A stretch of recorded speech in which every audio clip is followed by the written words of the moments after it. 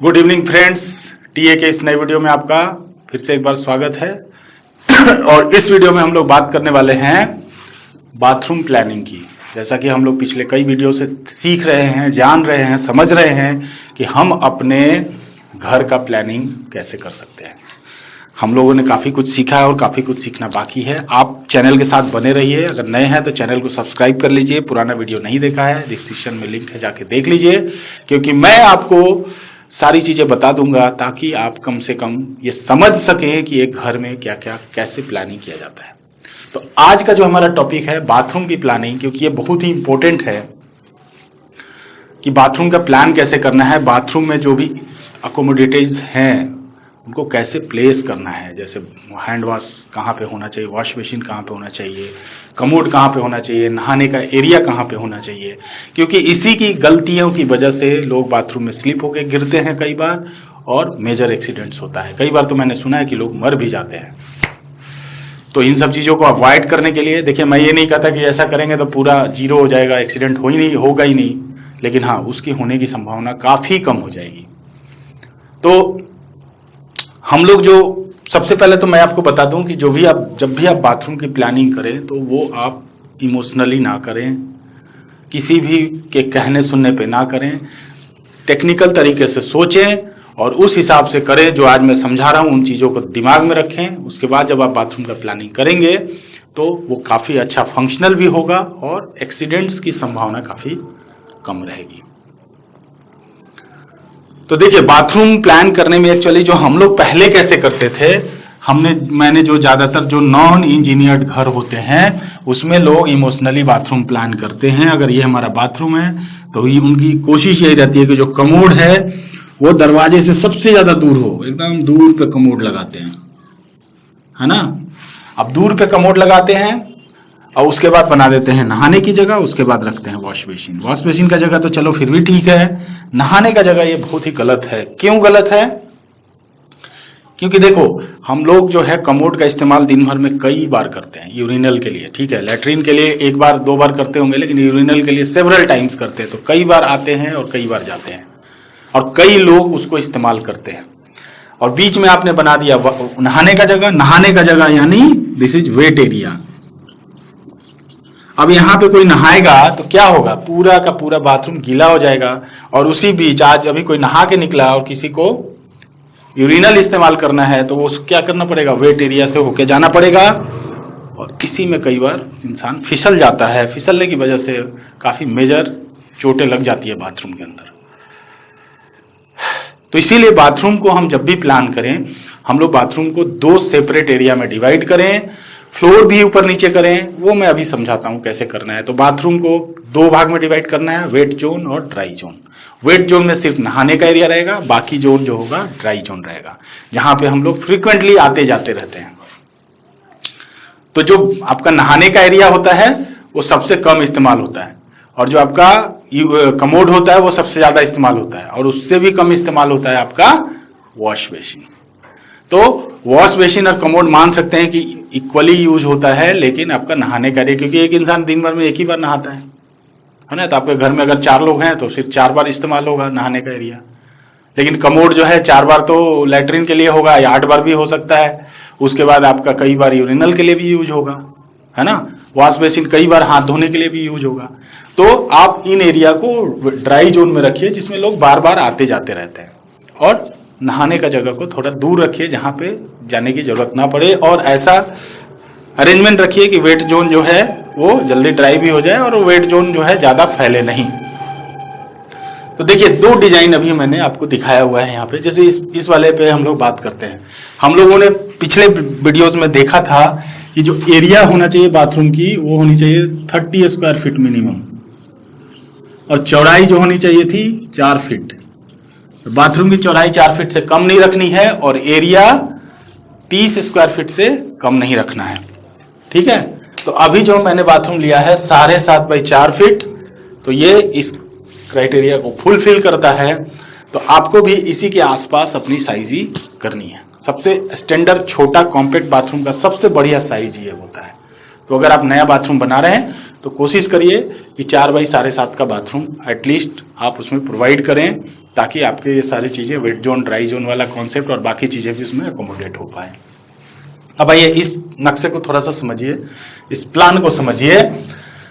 हमने क्या किया है, यहाँ पे से एंट्री है, यहाँ से आपकी एंट्री है, ये है आपकी एंट्री, है ना। तो सबसे पहले रखा है वॉश बेसिन। देखिए अब जैसे इसमें ना नहाने का जगह जो है आप लंबाई की वाइज कम से कम 3 फीट रखिए। उसके बाद जो आपका कमोड है, कमोड का अपना जो एरिया होगा वो मिनिमम 3 फीट होगा। उसके बाद जो जगह बचता है उसमें आप आराम से वॉश बेसिन लगा सकते हैं। तो हमने यहाँ पे वॉश बेसिन 18 इंच में यानी 1.5 फीट में वॉश बेसिन लगाया है, 3 फीट में कमोड लगाया है और 3 फीट नहाने का जगह रखा है। तो यानी कि 3, 3, 6 और 1.5 7.5 फीट। इसमें 1-2 इंच ऊपर नीचे चल जाएगा, कोई प्रॉब्लम नहीं है, लेकिन उससे ज़्यादा वेरिएशन नहीं करना है। कम तो बिल्कुल नहीं करना है, ज़्यादा तो कर सकते, कोई प्रॉब्लम नहीं है, कम नहीं करना है। अब जैसे कमोड है, अगर आपको मान लो थोड़ा सा कंजेस्टेड है, बाथरूम का एरिया कम पड़ रहा है, तो 2 इंच इसको कम कर सकते हैं, 2 इंच इसको भी कम कर सकते हैं, लेकिन ये रिकमेंडेड नहीं है।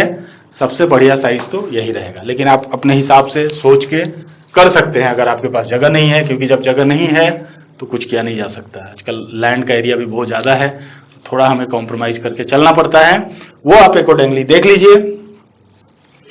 और दूसरा 2-3 चीज़ें और ध्यान रखनी है कि आपने यहाँ पे रख दिया बाथरूम यानी बाथ जोन, वेट जोन, और ये ड्राई जोन है। तो वेट जोन का जो फ्लोर का डेप्थ होगा वो क्या होगा, आधा इंच डाउन रहेगा, है ना। तो इसका यहाँ का लेवल से आधा इंच डाउन रहेगा। तो जो यहाँ भी पानी गिरेगा वो पानी तुरंत ड्रेन आउट होकर बाहर चला जाएगा, इधर का पानी इधर नहीं आएगा, क्योंकि यहाँ पे हमने ऑलरेडी एक बैरियर बना रखा है। थोड़ा बहुत जो छींटे आएंगे हम स्लोप उसी की तरफ रखेंगे, वो छींटे वापस वेट जोन में चले जाएंगे, वो इधर फैल के कचरा नहीं करेंगे। तो ये बिल्कुल ध्यान रखना है।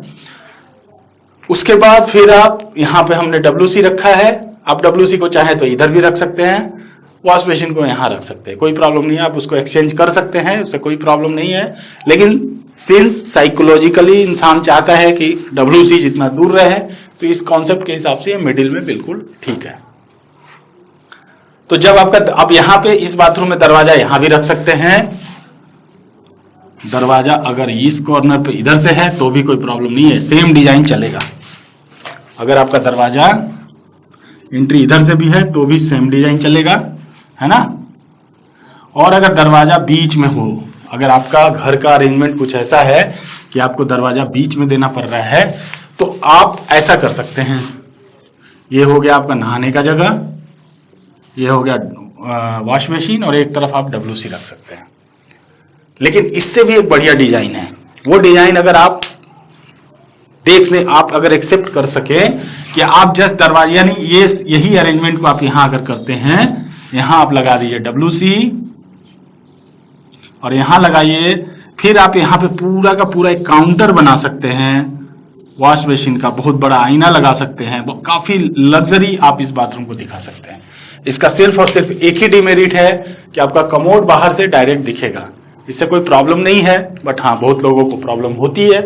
तो अगर आप ये अरेंजमेंट करते हैं तो आप यहाँ पर आराम से वॉश काउंटर बना सकते हैं और काफ़ी अच्छा लग्जरी बाथरूम बना सकते हैं। इसमें काउंटर के नीचे आप काफ़ी अच्छा आपको स्पेस मिल जाता है स्टोरेज के लिए, तो ये बहुत अच्छा आइडिया होगा।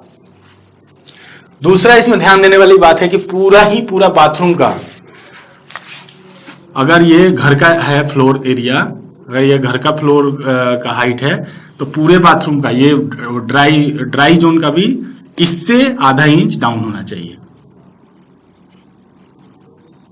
और इससे आधा इंच ये डाउन होना चाहिए। तो बाथरूम का जो भी पानी है, अगर कोई कुछ पानी गिरता भी है तो आपके घर में रूम में कमरे को गंदा नहीं करेगा, कमरे में नहीं आएगा, क्योंकि इसका एरिया डाउन है।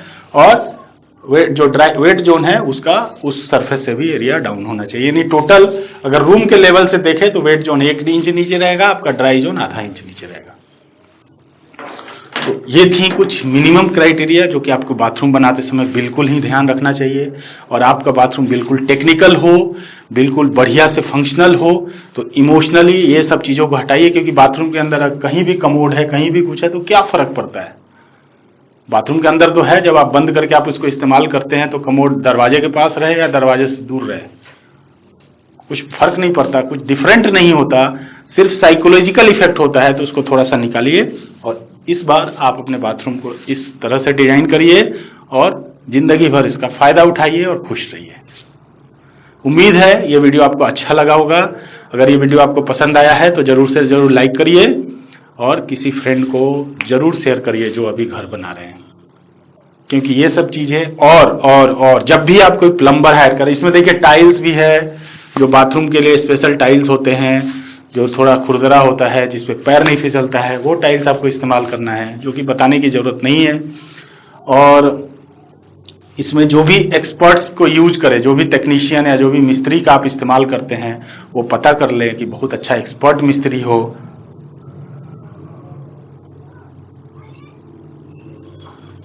पता कर लें कि वो एक्सपर्ट मिस्त्री हो, उसको सारे चीज़ की अच्छी जानकारी हो प्लम्बिंग सिस्टम की। नहीं तो फिर वो नौसिखिया जो है वैसा ही काम करेगा, थोड़ा पैसा ज़्यादा दें लेकिन तसल्ली बख्श काम कराएं, जिसको एक्सपीरियंस हो और जो अच्छे आर्किटेक्ट के अंडर में जिसने काम किया हो, ऐसा मिस्त्री और ऐसा प्लम्बर आप ढूंढ के लाएं। तब जाके ही आपका बाथरूम ज़्यादा सही बन पाएगा, वो भी आपको सही सलाह दे पाएगा। और एक और है कि आप WC आजकल आता है वॉल हैंग और एक आता है फ्लोर माउंटेड। तो देखिए वॉल माउंटेड WC ज़्यादा बढ़िया होता है, क्योंकि वो जैसे अगर ये है वॉल और ये है फ्लोर, तो WC आपका इस तरह से हैंग हो जाता है। तो इससे क्या होता है, पूरा फ्लोर खाली रहता है, तो क्लीनिंग वगैरह क्लीनिनेस के हिसाब से ये काफ़ी अच्छा और सुंदर दिखता है और बाथरूम की थोड़ी सी लुक भी इन्हेंस हो जाती है। तो अगर आपके पास बजट है, ये थोड़ा महंगा होता है, लेकिन अगर आपके पास बजट है तो ज़रूर आप वॉल माउंटेड के लिए जाएं। अगर आपके वॉल का, और वॉल माउंटेड में थोड़ी वॉल की भी थिकनेस ज़्यादा चाहिए होती है, तो जो भी रिक्वायरमेंट है वो पता करें मैन्युफैक्चरर से या जिससे भी आप सामान खरीद रहे हैं। और अगर आप ये यूज कर सकते हैं तो बेटर है, क्योंकि फिर आपका फ्लोर एकदम खाली रहेगा, दिखने में भी अच्छा लगता है और उसको साफ सफाई करना भी आसान रहता है। तो उम्मीद है ये वीडियो आपको अच्छा लगा होगा। अच्छा लगा है तो लाइक करिए, शेयर करिए, सब्सक्राइब कर लीजिए नए हैं इस चैनल पे तो। और आप जुड़े रहिए, अभी और भी कई वीडियो आएंगे जिसमें हम लोग किचन के बारे में भी बात करेंगे। फिर हम जब नक्शा बनाने जाते हैं, फिर हम वास्तु के बारे में भी बात करने वाले हैं आने वाले वीडियोज़ में, कि वास्तु के हिसाब से हमें किस तरह से प्लानिंग करनी चाहिए। तो जो भी है, जो भी एक जानकारी होनी चाहिए मिनिमम, उसके बारे में हम लोग जरूर बात करेंगे इस सीरीज में। तो ये वीडियो आपको अच्छा लगा है तो लाइक और शेयर सब्सक्राइब जल्दी से कर दीजिए। इस वीडियो में इतना ही, मिलते हैं अगले वीडियो में, तब तक के लिए बाय बाय।